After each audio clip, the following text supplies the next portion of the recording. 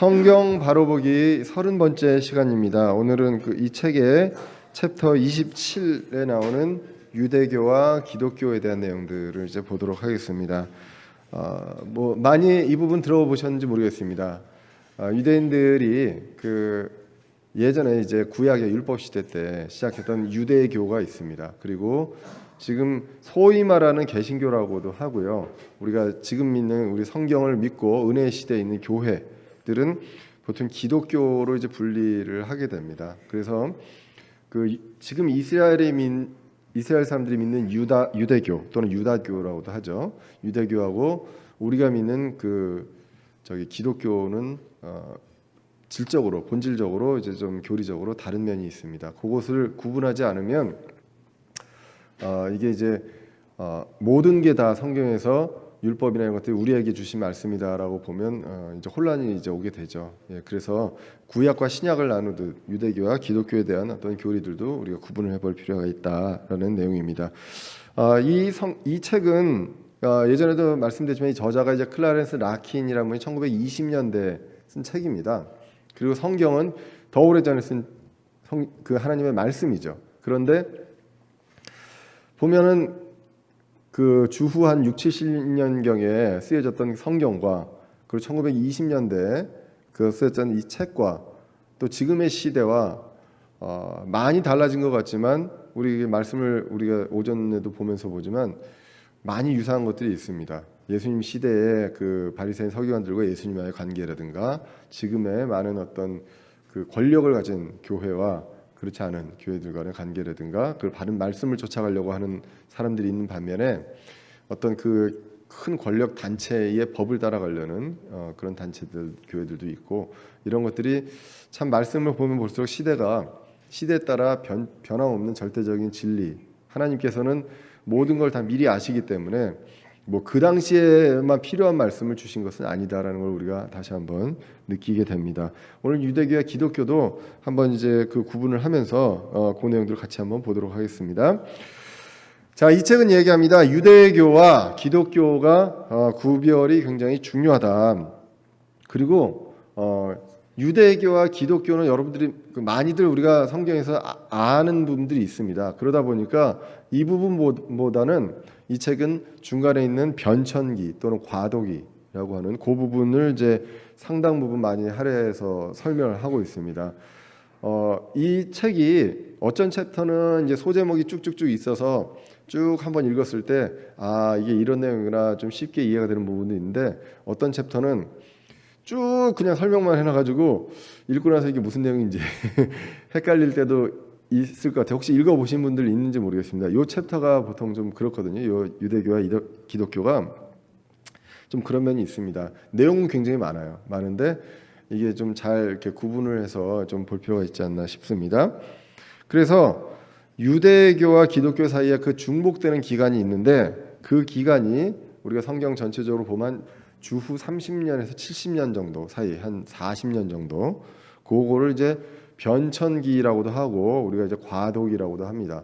그 기간이 성경에서 어디에 해당되냐면 주로 이제 사도행전에 해당이 된다고 보면 됩니다. 그래서 사도행전이 초대 예수님이 이제 부활 승천하시고 교회가 생겼죠. 교회가 생겨서 이 초대 신약 교회가 시작되는 그 과정에서 여러 가지 일들이 일어납니다. 그 일어나는 일들이 지금의 우리 교회에서 일어나는 일로 모두 다 받아들이느냐? 사실 거기에는 문제가 있다라는 것입니다. 그래서 그 부분들이 사도행전이 보통 이제 과도기에 변천기에 속하는 그런 내용으로 보게 됩니다. 이 책에서 이제 두 종류의 이제 변천기가 있었다. 성경에서 율법 이전의 시대와 율법 시대에도 있었습니다. 그게 바로 이제 광야 출애굽하고 광야에서의 시대가 그때 이제 모세를 통해서 이스라엘이 율법을 받게 되죠. 그 전에 율법 이전의 시대죠. 그러다 보니까 그때 이제 40년 이것도 공교롭게 광야도 40년입니다. 그리고 유대교와 기독교 사이의 변천기도 40년. 이제 그렇게 이 책은 이제 이야기를 하고 있습니다. 그래서 이제 이 변천기에 대한 내용들을 좀 이제 보려고 합니다. 이 그림은 아까 한 내용들을 이제 설명을 하고 있습니다. 그래서 왼쪽에 있는 이제 그림이 율법 시대 유대교에 대한 내용입니다. 유대인들에게 해당됐던 내용이고요. 그리고 이제 그 오른쪽에 기독교 시대, 은혜 시대가 있습니다. 율법의 시대가 있고 은혜 시대. 이때 이제 교회가 있는데 그 사이에 이제 겹쳐 있는 부분이 있죠.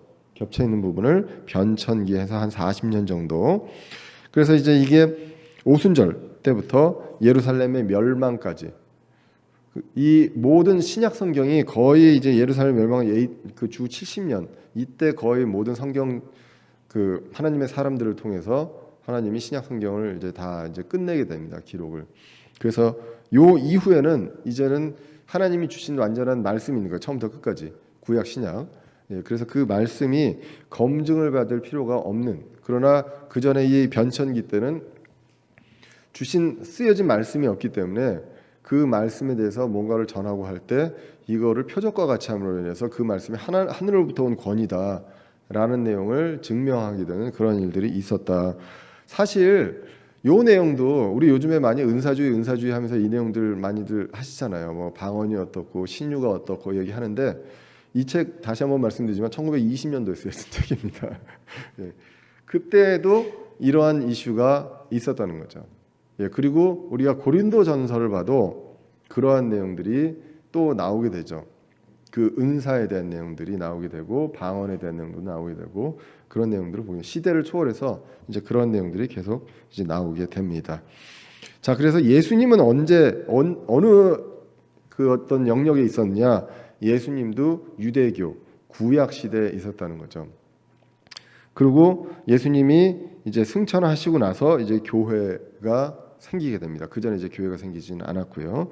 예수님께서 이제 마태복음에서 베드로한테 이야기하면서도 내가 앞으로 교회를 세울 것이다라고 이야기를 하게 됩니다. 그게 이제 오순절 성령 강림하시고 나서 이제 그러고 나서 이제 교회가 생기는 것으로 이제 이 그림을 통해서도 성경을 통해서도 이제 알 수가 있습니다. 자, 유대교 시대가 있었습니다. 율법의 시대입니다. 그래서 그 히브리서 9장 26절에 보면 세상의 끝이라는 게 나옵니다. 이 세상의 끝이 무엇을 얘기하느냐라는 것이죠. 히브리서 9장 26절 한번 보시면 예수님이 이제 그 단 한 번에 희생물로 모든 걸 해결하셨다 이런 내용들을 얘기하시는 게 이제 보통 히브리서 9장하고 10장이거든요. 히브리서 9장 10장 중에 가장 키워드를 빼내라 하면은 단 한 번입니다. 제사장들은 구약의 제사장들은 때마다 그렇지만 예수님은 단 한 번. 그것이 이제 건데 여기서도 이제 그 내용을 이야기하시면서 그랬더라면 그분께서 반드시 세상의 창건 이래로 자주 고난을 당하셨어야 할 것이다. 단 한 번이 아니라면 그 내용을 이야기하시는 겁니다. 그러나 이제 세상 끝에 그분께서 단 한 번 나타나사 자신을 희생물로 드려 죄를 제거하셨느니라. 이거는 과거형이죠. 세상 끝은 그때 그 세상 끝이 있었다는 거죠. 예수님 오셨을 때 단 한 번에 그 희생물로 십자가 사건으로 끝냈던 그것이 있었다. 이것은 어느 시대를 얘기하느냐? 유대교 시대의 끝을 이야기한다라는 것을 우리가 이제 볼 수가 있습니다. 그래서 기독교 시대 이전에 십자가에 달려 죽으시고 장사되고 부활 승천하시고 하면서 이제 변천기가 이제 시작이 되고 이 세상의 끝에 그때 예수님께서 이런 일들을 하셨다라고 이제 기록을 하고 있습니다. 그래서 예수님은 그 신약 성경에서 많이들 이야기합니다. 예수님이 율법을 폐하러 온 게 아니라 성취하러 왔고, 그리고 로마서 10장 4절에서도 보지만 율법의 끝마침이 되셨다라는 걸 그렇게 얘기를 합니다. 그럼 이 율법이 무엇이냐? 우리가 보통 율법하면 구약 시대 율법하면 그 가장 먼저 뭘 생각하시나요? 율법하면 영화에서 많이 봤던 돌판 2개 10계명 이제 생각하시죠. 주로 그 10계명에는 어떤 법이 쓰여져 있을까요? 주로 1번 도덕법, 2번 시민법, 3번 의식법. 뭘까요? 1번 도덕법이 주로 9개가 도덕법이고요. 1개는 안식일에 대한 내용이 있습니다.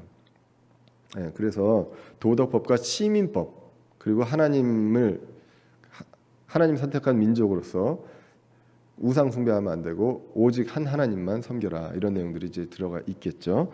자, 그런데 예수님이 말씀하신 이 율법을 폐하러 오고 율법의 끝마침, 이건 무엇이냐라는 것입니다. 아까 히브리서 9장하고 비교를 해봤을 때 지금 내가 율법이나 대언자의 글들을 폐하러 온 줄로 생각하지 말라. 나는 폐하러 오지 않고 성취하러 왔고요. 그리고 율법의 끝마침이 됐다. 이것은 이 책에서 이야기하는 것은 의식법에 대한, 유대교의 의식법에 대한 내용이다. 그래서 더 이상 우리는 유대인들이 하듯이 희생물을 드리거나 이제 여러 가지 속죄에 대한 어떤 의식들, 이런 것들을 할 필요가 없다. 이런 것들을 끝마치러 오셨다. 예, 이렇게. 그리고 그 전에 구약에서 그 모든 희생물들에 대한 것들은 사실은 그림자라고 그랬습니다. 예수님이 실체거든요. 그러니까 양을 죽이고 나 대신에 뭘 죽여서 피를 내고 하는 것들은 앞으로 예수님이 오셔서, 그러니까 이미 오셨죠. 예수님이 오셔서 십자가에 달리시고 이런 것들, 죄를 제거하실 것들에 대한 모형으로 해오셨다는 거죠. 해왔다는 거죠. 그들이 그런 것들을 예수님께서 성취하셨다. 그거는 이제 다른 법보다는 의식법이다라는 것입니다. 그래서 이거를 예를 들면 도덕법, 그 다음에 우상숭배 이런 내용까지 다 해서 그런 것들을 다 이젠 지킬 필요가 없다라고 하면 안 된다라는 것입니다.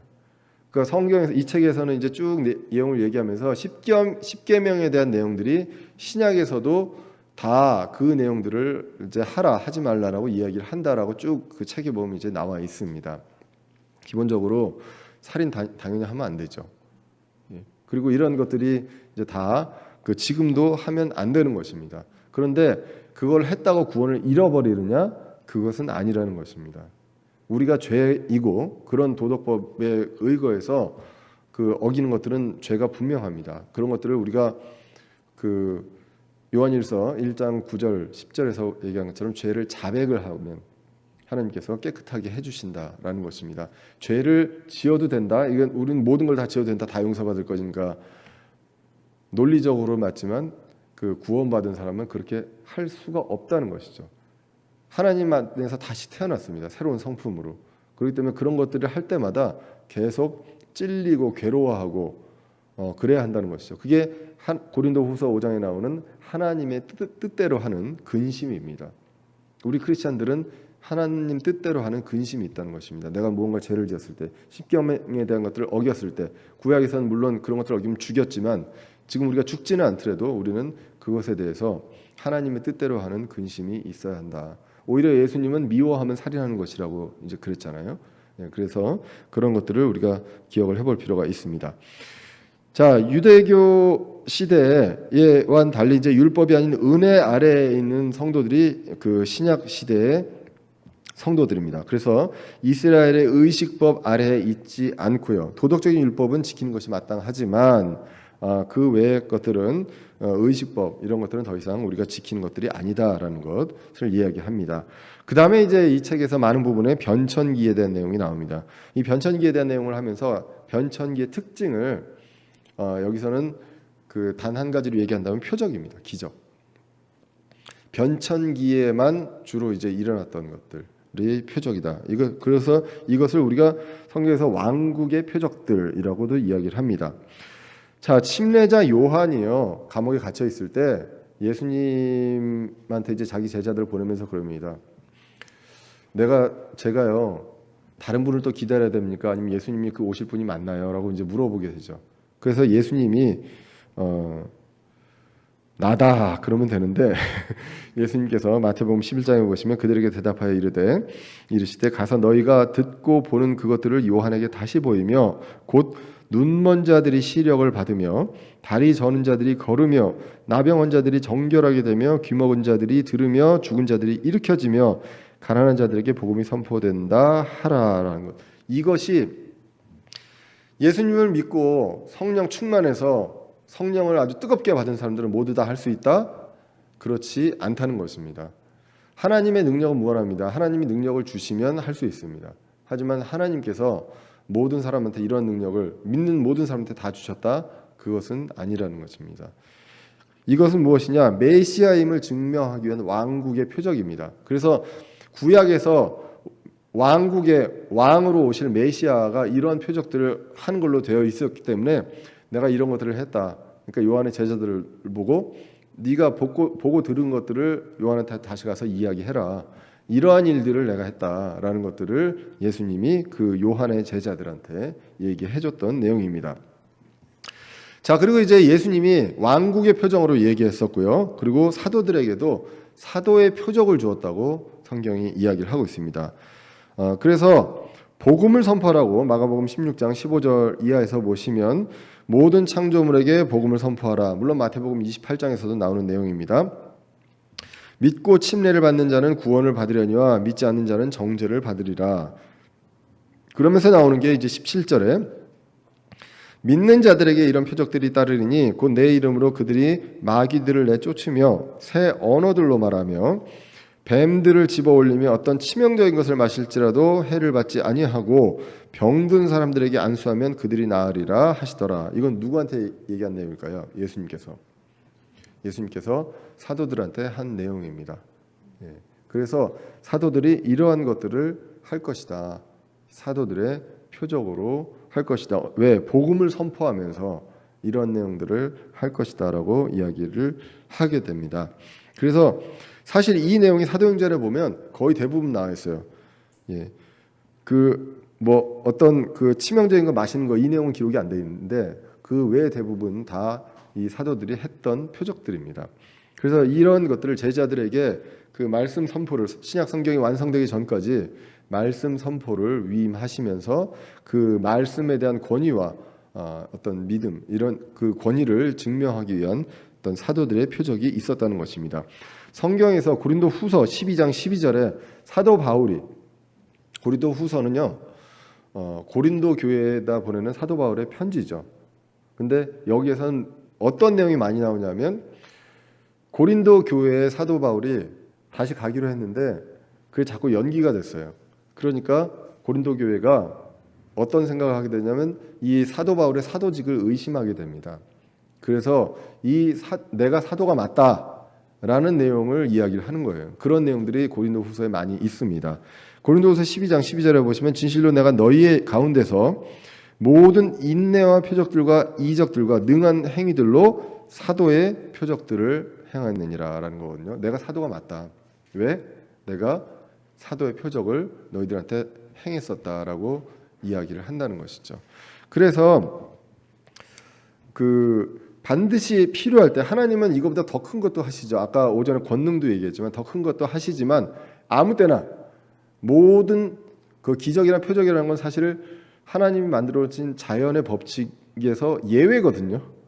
그러한 것들을 아무 때나 시도 때도 없이 한다. 그럼 그건 표적이 아니죠. 기적이 아니고 아무 때나 일어나는 거니까요. 그러한 것들을 하시지 않는다는 것입니다. 그럼 왜 이런 것들을 했나? 변천기 표적의 목적은 이 책에서 얘기한 첫 번째 이방인들을 설득하기 위함이다. 이제 복음이 이방인들에게 전해지게 됩니다. 그래서 이방인들을 설득하기 위해서 로마서 15장 18절에 보시면 사도 바울이 본인이 이방인들의 사도가 되었다라는 이야기를 하게 됩니다. 그 내용을 하면서 이는 이방인들을 순종하게 하려고 그리스도께서 나를 통해 말과 행위로 그리고 능력 있는 표적들과 이적들을 통해 하나님의 영의 권능으로 이루신 그 일들 외에는 그 어느 것도 내가 말하지 아니할 것이기 때문이라라고 이야기를 하게 됩니다. 그래서 이방인들의 설득을 위해서 그 다음에 복음을 통한 약속의 큰 구원에 대해서 확증하기 위해서 히브리서 2장 3절에 보시면 우리는 이 히브리서의 저자도 사도 바울로 믿습니다. 이제 그 히브리 크리스찬들한테 보낸 편지죠. 우리가 이렇게 큰 구원을 소홀히 여기면 어찌 피할 수 있으리요? 이 구원은 처음에 주께서 말씀하기 시작하신 것이요 그의 말씀을 들은 자들이 우리에게 확증한 것인데 하나님께서도 자신의 뜻에 따라 표적들과 이적들과 다양한 기적들과 성령님의 선물들로 그들에게 증언하셨느니라 라고 해서 이 변천기 때 신약 성경이 완성되기 이전에 무엇을요? 이런 것들을 확증시키기 위해서 했다는 것입니다. 그러면 지금 우리 성경 66권 외에 또 다른 성경이 또 있나요? 앞으로 또 성경이 또 기록되나요? 그럴 일이 없습니다. 우리한테 이제는 확증이 필요 없는 성경이 있어요. 그러면 이 변천기 때마다 표적이 있었을 때는 그 말씀이 하나님으로부터 권위로부터 왔는지 이런 것들을 확증하기 위한 이런 표적들이 있었는데 과연 이런 것들이 지금 이제 필요하냐라는 것입니다. 그렇지 않다. 그래서 성경을 확증하기 위해 표적이 필요하지 않다라는 것입니다. 자, 그러면서 이제 여기서 얘기하면 성경 기록 시기를 이야기하는데 이건 이제 역사학자들마다 좀 다른데요. 주후 53년경에 데살로니가전서가 제일 먼저 쓰여졌다라는 분도 있고 어떤 분들은 이제 야고보서가 이거보다 조금 더 먼저 쓰여졌다라는 분들도 있습니다. 대부분 성경이 이제 주후 한 50년부터 70년경 사이에 성경이 이제 신약 성경이 이제 기록이 됐다라고들 이제 연대기적으로 이제 보게 됩니다. 하여간 데살로니가전서는 굉장히 빨리 쓰여진 거는 사실입니다. 사복음서보다도 더 빨리 이제 쓰여졌거든요. 자, 그런데 그 성경의 기록이 이제 종료가 됩니다. 70년경부터는 이제 더 이상 이제 성경에 그 하나님이 영감으로 기록하신 성경 기록이 나오지 않게 되고 그리고 사도들도 다 이제 죽게 됩니다. 그렇기 때문에 완전한 성경 기록만 존재합니다. 그 존재한 이후에는 표적이 사라집니다. 그래서 사도행전에서도 보시면 그 초반부에 베드로가 안진병이 일으키고 사도 바울도 이런 기적들을 하고 할 때 그때는 사도행전 초반부에 많이 일어납니다. 근데 후반부로 가면 갈수록 그러한 어떤 기적들이나 표적들이 사라지게 되고요. 사도 바울은 본인의 병도 고치지 못하고 지금 디모데전서와 디모데후서는 굉장히 이제 말기에 이제 쓰여진 것이죠. 이때도 보면 디모데전서 5장에 보면 디모데에게 이야기합니다. 이게 보통 개역 성경 포도주로 돼 있거든요. 그래서 음주하시는 분들에게 힘이 되는 성경 구절인데요, 원래. 더 이상 물만 마시지 말고 내 위장과 자주 있는 병을 위하여 포도주를 조금 쓰라라고 해서 이 포도주는 마셔도 되는구나. 예, 이렇게 이야기를 하시는데 포도즙으로 이제 번역을 합니다. 마실 수 있는 그런 것들이 이제 포도즙과 그 포도주가 둘 다 이제 와인이거든요. 둘 다 와인입니다. 둘 다 와인이고 그런데 그 주의 만찬이나 이런 것들을 할 때는 그 포도즙, 그러니까 짜서 그냥 만든 포도즙이 있고요. 그 다음에 발효시킨 술이 있죠. 이 술 가지고 하는 게 아니라 즙으로 이제 하게 됩니다. 그래서 우리도 주의 만찬인데 반드시 포도즙으로 우리가 주의 만찬을 하고 있습니다. 그래서 이 얘기를 왜 써놨냐면 디모데가 몸이 안 좋으면 위장이 안 좋으면 사도 바울이 손 얹고 기도해줘서 물러갈지어다 하시면 되잖아요. 예? 안수하고 안찰 등 착착 때리면서 그죠? 하시면 되잖아요. 근데 그러지 말고 포도즙 먹어라라고 얘기를 합니다. 그리고 디모데후서 4장 20절에 보시면 에라스토를 고린도에 남겨뒀다고 합니다. 왜 남겨뒀냐라고 근데 드로비모는 병들어서 빌레도에 남겨두었다라고 합니다. 그래서 드로비모가 왜 남겨두었냐면 병들어서 병 고쳐주면 되잖아요. 그런데 그렇지 않고 그런 것들에 대해서 이제는 그렇게 이제 놔두고 그 주님의 뜻을 따라서 이제 흘러가게 하는 것들을 합니다. 그래서 그러면 디모데와 드로비모가 믿음이 부족했을까요? 믿음이 부족해서 그리고 사도 바울은 육체의 가시를 3번이나 고쳐달라고 했는데도 믿음이 부족해서 지금 시대로 따지면 다 믿음이 부족한 거 아니에요. 유명한 그 영빨이 강한 목사님들 앞에 오면 다 고쳐져야 되는데 안 고쳐지면 믿음이 부족한 거잖아요. 예, 그러한 일들이 성경의 기록 시기 그리고 완성 기록 시기가 끝나는 시기와 거의 맞게 없어지고 있다라는 것을 우리가 성경의 역사를 통해서 이제 보게 됩니다. 그래서 변천기가 종료되고 교회 시대가 이제 오게 된다라는 것. 그래서 그 변천기에 또 하나의 특징이 있죠. 지금도 많이 이슈가 되고 있는 거잖아요. 소위 얘기하는 방언이라고 하는 거. 성경에서 타 언어로 나오게 됩니다. 다른 나라 말로 이제 나오게 되죠. 그래서 이것도 이제 유대교에서 기독교로 넘어가는 변천기의 대표적인 표적 중에 하나입니다. 놀랍지 않으세요? 1920년도에도 이게 이슈가 돼서 이걸 썼습니다. 그 책에서도 지금으로 하면 거의 이제 몇 년 됐죠? 100년 정도 됐죠. 100년 전에 이 내용을 이제 쓴 것입니다. 자, 그래서 이 변천기 때 이 표적들 중에 그 가장 큰 표적으로 많이 했던 게 이제 타 언어 방언이라고 하는 것입니다. 우리가요, 요 내용들을 이해하면서 그러면 어디서 보면 사도행전에 보면 뭐 침례받고 성령 침례받고 저 방언 터지고 막 이런 것들 많던데요라고 얘기들 많이 하거든요. 제가 방언에 대한 내용들을 다른 교회에 다니시는 분들하고 많이 얘기를 해요. 다른 거에 비해서 이 방언에 대해서는 애착이 많으시더라고요. 대부분 보면. 그래서 그거에 대해서 이야기를 하다 보면 사도행전 얘기를 많이 하고 고린도전서 이야기를 많이 하게 됩니다. 그러면 전체 성경 66권 중에 방언이 그렇게 중요하면 구약에서는 왜 방언을 안 했을까요? 모세는 왜 방언을 안 했을까요? 그 위대한 모세가 다른 기적들은 행하면서 왜 방언을 안 했을까? 그것들을 한번 이제 생각을 해볼 필요가 있다는 것입니다. 이 사도행전 그 초대교회를 얘기하면서 우리가 이제 한 가지 이야기할 게 구원과 성령 침례가 있습니다. 이 두 가지가 어떨까요? 지금 시대는 같은 겁니다. 구원 받으면 성령 안에 들어가는 겁니다. 모든 성경이 많이 그렇게 돼 있거든요. 그래서 교회의 경우에는 고린도전서 12장 13절에 보시면 우리가 유대인이나 이방인이나 매인자나 자유로운 자나 모두 한 성령에 의해 침례를 받아 한 몸 안으로 들어왔으며 모두가 마시게 되어 한 성령 안으로 들어왔느니라. 성령에 의해 침례를 받았다고 합니다. 그래서 구원을 받는 순간 성령 침례가 이루어집니다. 그런데 그렇지 않았던 때가 성경에 보면 있다는 것입니다. 그게 바로 이제 변천기 때 제자가 있었고 사도 시대 때 이런 일들이 있었습니다. 그래서 성령님에 의해서 다시 태어나는 것, 새로 태어나는 것, 구원이죠. 그것과 성령님의 그 침례 시에가 다른 경우들이 간혹 있다라는 것입니다. 그래서 이제 요한복음 15장 3절에 보시면 제자들에게 너희는 이미 깨끗하게 됐다라고 얘기합니다. 이미 깨끗하게 된 거거든요. 그랬는데 성령님은 언제 옵니까? 성령님은 사도행전 1장 그때 오죠.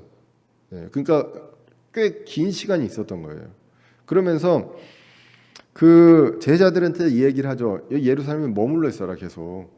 어디 가지 말고 성령님 오실 때까지 라고 얘기하는 것이 사도행전 1장 4절에 나오게 됩니다. 또 그들과 함께 모이사 그들이 예루살렘을 떠나지 말고 아버지 약속하신 것을 기다리라고 그들에게 명령하셨느니라. 그분께서 이르시되 그 약속하신 것에 대해서는 너희가 내게서 들었나니 참으로 요한은 물로 침례를 주었으되 너희는 이제부터 많은 날 지나지 않아 성령님으로 침례를 받으리라 하시니라. 이렇게 이야기하거든요.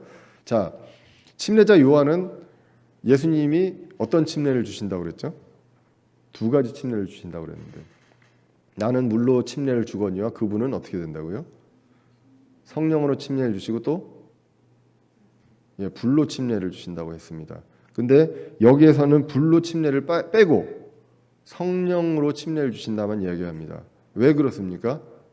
불침례는 우리가 받는 것이 아니라 불로 받는 심판, 불신자들의 심판을 이야기하게 됩니다. 그렇기 때문에 우리가 뜨거운 걸 뭘 받아가지고 확 뜨거워져가지고 뭐 손을 탁 대도 누가 되면 막 그 화상을 입고 저는 그런 거 봤거든요. 사실 어렸을 때 어머님 쫓아서 어느 기도원을 갔다가 어떤 분이 이렇게 탁 하면 뜨거워진다는 뭐 이런 것들도 보긴 했었습니다. 우리는 불침례 또는 불세례를 받으면 안 됩니다. 성경이 그걸 얘기해주고 있습니다. 요한은 그분이 성령 침례와 불침례 이야기를 하고 여기서는 성령 침례만 이야기를 한다는 것, 성령님이 오신다는 것, 그것을 분명하게 이제 성경에서 이야기를 하고 있습니다. 자, 그러면 이 타 언어가 오순절 성령 침례 후에 타 언어 방언이 나오게 됩니다. 그래서 6월절부터 오순절까지 각 지방에서 각국에서 그러니까 나라가 없기 때문에 흩어져 있던 유대인들이 모이게 됩니다. 다른 나라 말을 쓰는 유대인들이 이제 모여 있었죠. 그리고 이제 오순절 후에 이제 다시 자기네 있던 곳으로 돌아가야 합니다.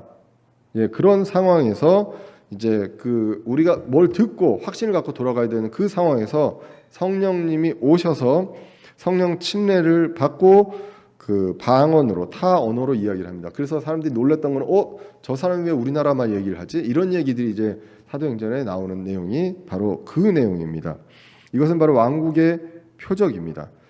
그래서 이 내용을 가지고 막 사람들이 술 취한 것 같으니까 술 취했다라고 얘기합니다. 아니다. 지금 낮이고 지금 술 취할 때가 아니지 않느냐라고 하면서 이야기한 게 요엘서에 대한 내용들을 사도행전 2장 16절에서 요엘 2장 28절 32절을 이야기하면서 우리가 많이 이제 은사 주의 분들이 얘기한 것입니다. 마지막 날에 어떻게 하죠?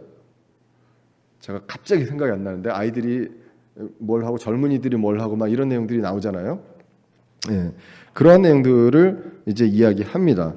그래서 지금이 그때다라는 내용으로 이제 그 내용을 받아들이는데 사실은요 베드로가 이제 사도행전 2장 16절 그 내용을 하면서 그 뒤에 나와 있는 내용들을 보면 그때가 아닙니다. 그러니까 요엘에서 나왔던 그 말씀에 대한 그 마지막 때의 한 현상 중에 하나가 이런 것이다라는 이야기를 한 것이고요.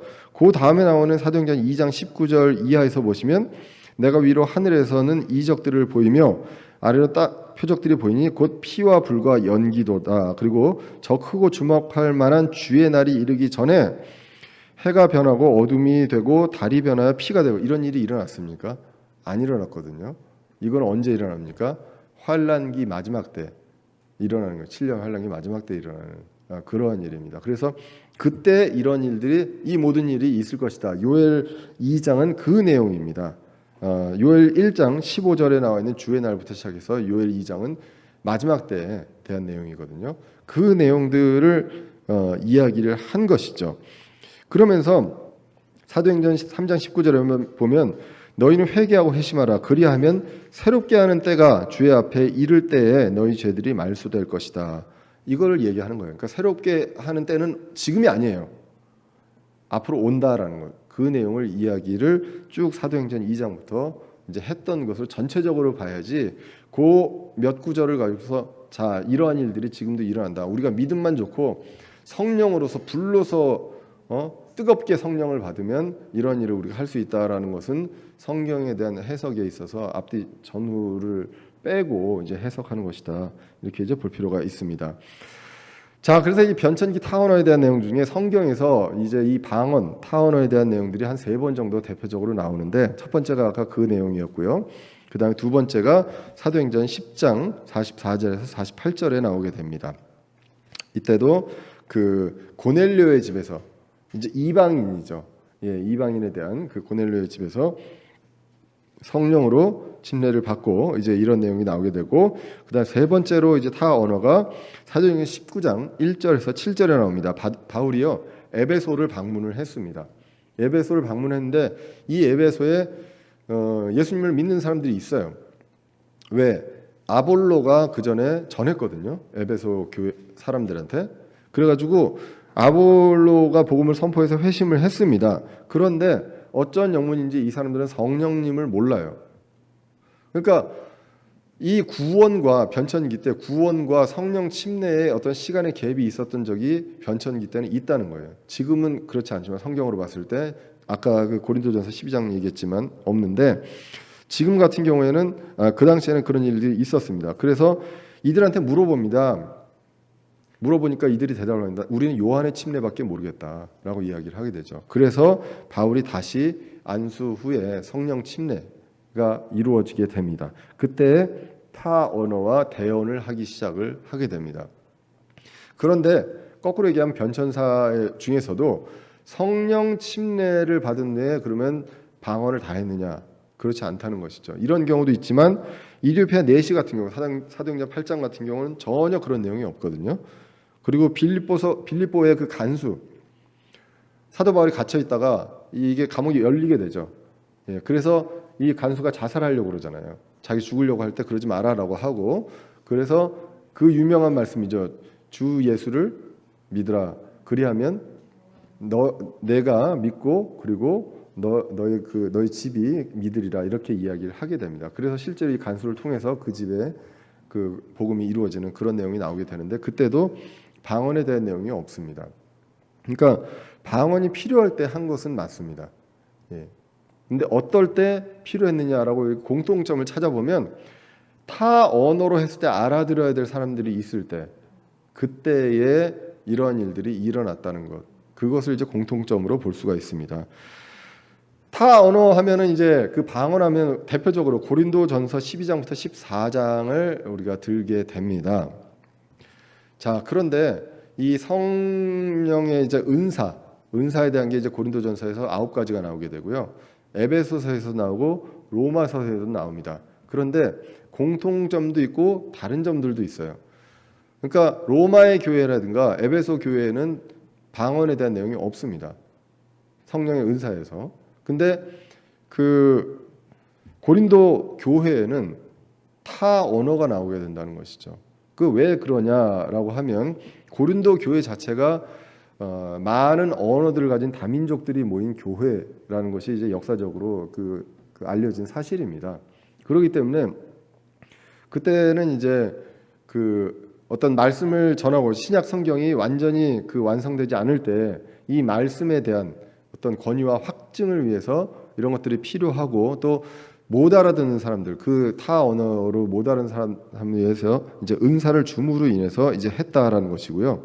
전반적으로 고린도전서 12장을 보면 타 언어에 대한 은사를 그렇게 뭐 좋은 의미로 하고 있지는 않습니다.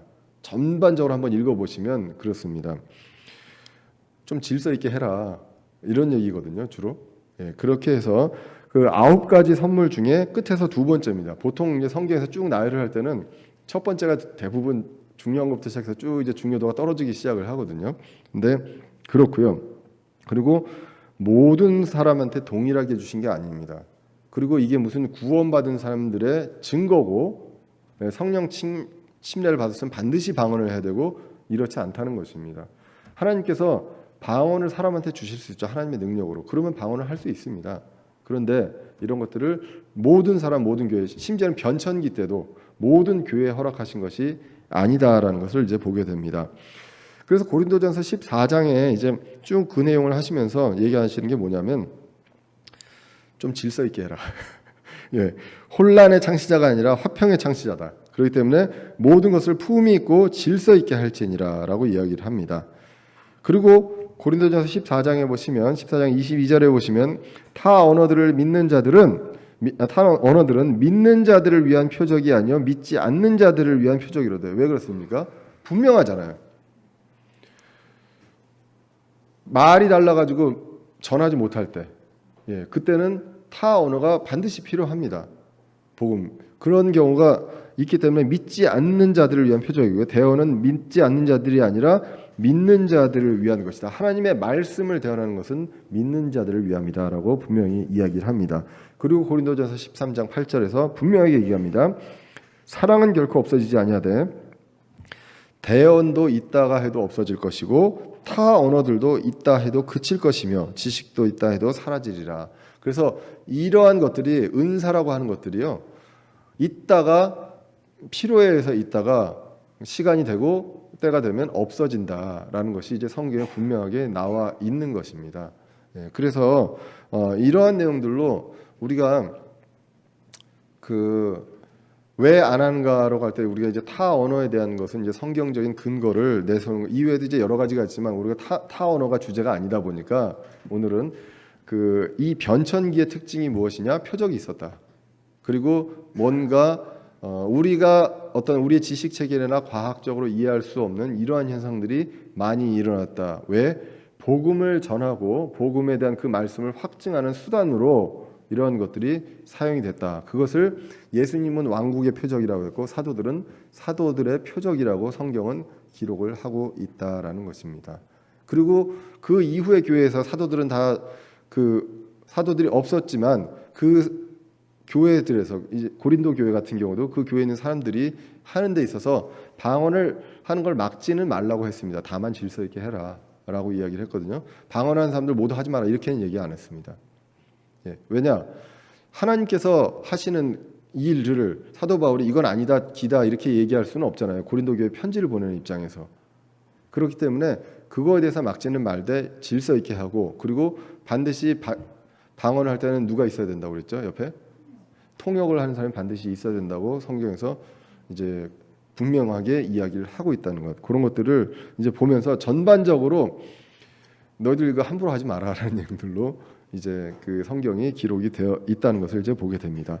자, 그래서 오늘 요약을 보면 이게 옆으로 이제 이게 왜 옆으로 이렇게 갔지? 예.